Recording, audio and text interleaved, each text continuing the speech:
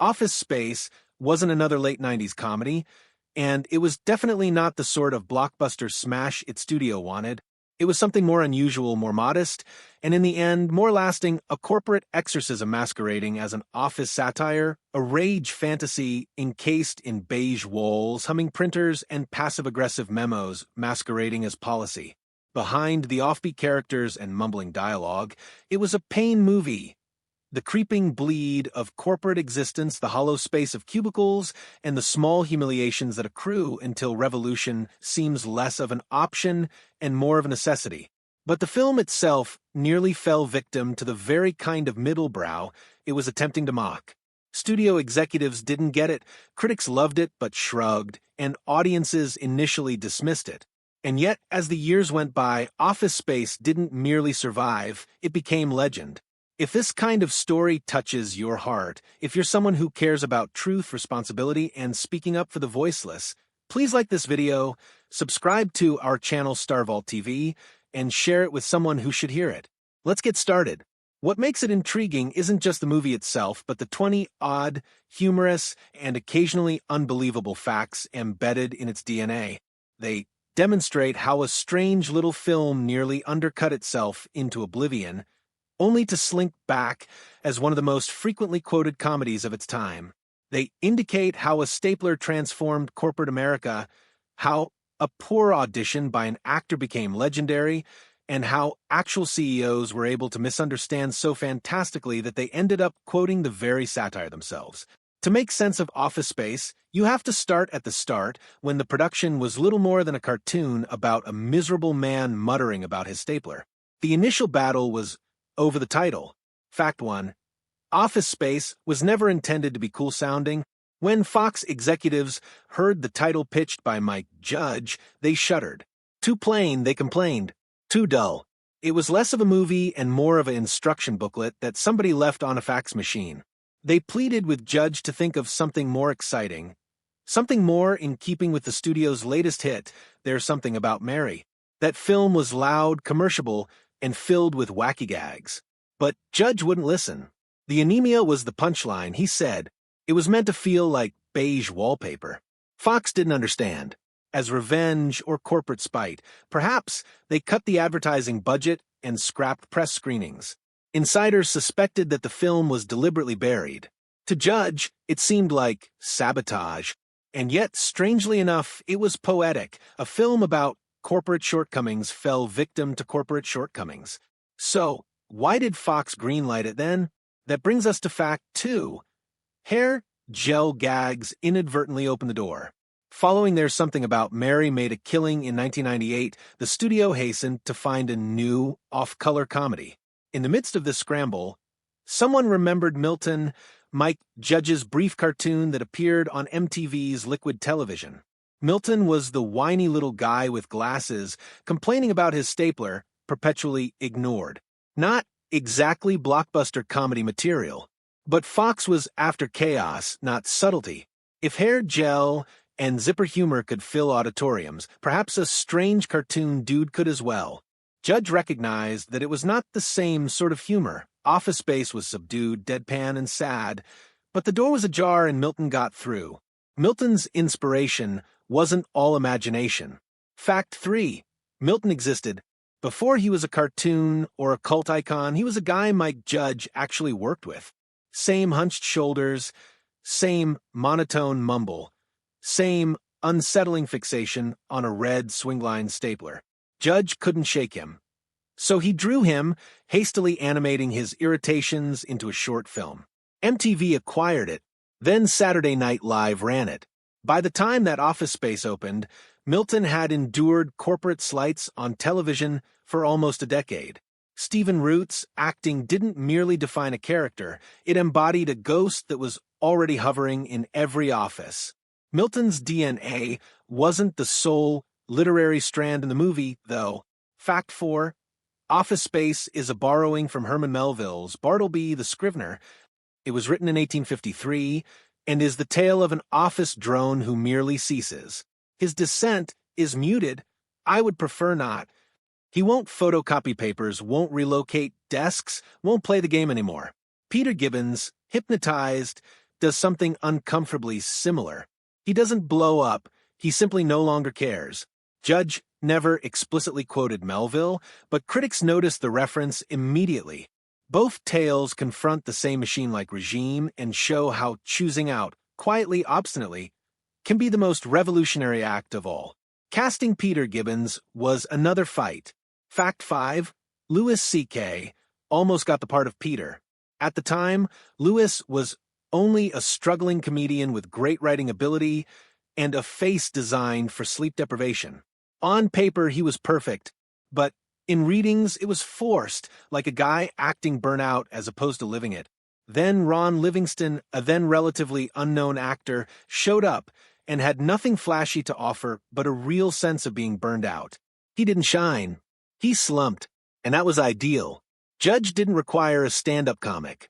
He required someone who was Peter, truthful, exhausted, and willing to get out of his acting persona. The Office Space villains are minor but memorable. Fact 6. Gary Cole's voice transformed Bill Lumbergh into corporate terror. Cole initially performed the role straight, but then, during downtime between shots, he mimicked an old boss's flat, droning voice. Yeah, if you could just... Judge didn't laugh. He leaned in. That was it. The flatter Cole got, the more intolerable Lumbergh was. A mug, suspenders, and a soul-sucking voice, that was all it took to develop one of comedy's most quietly frightening villains. Then Lawrence, Peter's neighbor. Fact number 7. Lawrence was modeled after an actual Texan dude. Actor Diedrich Bader did not create the mullet, the drawl, or the sleeveless flannel. He stole them from a neighbor he had known since childhood. That neighbor later caught the movie and, rather than being offended, was flattered. For once, Hollywood hadn't ridiculed him, it had made him immortal. Casting Milton, however, nearly collapsed. Fact 8. Stephen Root flubbed his initial audition. Too loud, too clear, too normal. Milton was to be a shadow. About ready to abandon hope, Root slouched over, craned his head, and mumbled at the floor, "I think you have my stapler." Milton was born. Judge leaned forward. The role was his. The posture had liberated the voice, and Root never relinquished Milton again. Fox, though, insisted on star power still. Fact 9. Jennifer Aniston was shoved into the movie. The cast was set, filming in progress, but the studio would not budge. They required sex appeal. Judge reluctantly inserted a love interest and cast Aniston, then at the height of Friends' popularity. But instead of fighting it, she swooned into the role. She abandoned glamour, wore polyester, and sported her 15 pieces of flair. For her, it was rebellion playing invisible after years of being the pretty face. The Office Space world had to feel real, too. Fact 10. The set was cobbled from actual failed offices in Dallas. Judge didn't want glossy Hollywood cubicles. He wanted coffee stains, crooked chairs, and air that smelled like broken dreams. The actors didn't have to pretend to be tired. The room did it for them. Sometimes the catharsis was genuine. Fact 11. The printer beatdown was therapy. Judge instructed the actors to play it like the machine had destroyed their lives. They didn't need to act. With actual bats, actual fists, and ghetto boys blasting, they destroyed it. No stunt props, no second takes. Just raw release. Not all of them got to release, however. Fact 12. Orlando Jones was trimmed nearly entirely. He had been hired as a snarky office guy, quick and scene-stealing. But rewriting and editing deleted him. In the final version, he only shows up once, in Peter's apartment, peddling magazines.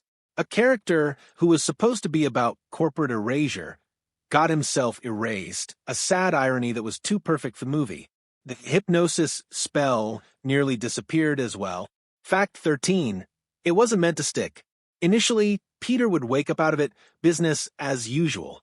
But audiences tested for the script, loved the prospect of him remaining stuck, totally mellow forever. Judge rewrote the script around it, transforming a joke into the film's backbone. And then there are the details fans can never forget. Fact 14. TPS reports existed. Judge had actually filled them out himself during his time in Silicon Valley. They weren't created, they were recalled. Cubicle warriors knew them right away, winching at every did you get memo? Fact 15. The red stapler only existed as a prop since the movie came out. They painted a normal swingline fire engine red to stand out on screen. Once the movie was released on DVD and became a success, Swingline received lots of demands. They actually began producing actual red staplers, all because of Milton. The joke cut too close to the bone. Fact 16. TGI Fridays eliminated flair due to the film. Aniston's waitressing gig was a send-up of the chain's tacky uniform buttons. Fridays phased them out quietly in 2005. When questioned as to why, one employee matter-of-factly replied, "Because of that movie Office Space." A pretend restaurant joke had replaced an actual one. But satire has its boundaries. Fact 17. Actor Todd Duffy sued Fox on Flair merchandise. His character Brian, the hyper-waiter, showed up on collectible pins accompanying the DVD. Duffy hadn't consented. He sued for false endorsement. The case was thrown out, but the irony remained. The smiling waiter became just another victim of corporate ownership. Fact 18. It flopped at the box office. Out in February 1999, it scraped together a mere $12 million or so. But on DVD, it blew. College dorms, computer offices, and break rooms circulated it like dope. It was the VHS of the decade by the early 2000s. With success came temptation. Fact 19. Fox desired a sitcom. An inexpensive weekly show of copier breakdowns and odd temps. Judge outright denied. To him, the movie was personal, a rebellion, not a formula. Reducing it to a laugh-track sitcom would rip its heart out. Lastly, fact number 20, Mike Judge wished he had done the ending differently. Peter finding peace in buildings seemed too neat to him. It resolved Peter's angst, but not the system. The film was meant to be revolt, not resolution. Judge went on to confess he wished he had left it more open, more agitated, more human. And yet, maybe the strangest twist came afterward. CEOs started quoting the movie. Executives showed it in meetings. They thought it was hilarious because we've got that guy at our office too. They didn't realize the joke was aimed at them. The satire became coffee mugs, motivational posters, and icebreakers at team-building seminars. Office Space had been swallowed by the very culture it tried to burn down. And yet, the movie survives. It survives because all office workers understand the burden of unnecessary memos, the bite of forced jollity, the desperate hopelessness of fluorescent lights. It survives because Milton never truly went away. He's still out there, stapler in hand, muttering his vengeance. And it survives because somewhere within us, deep inside, we'd rather not.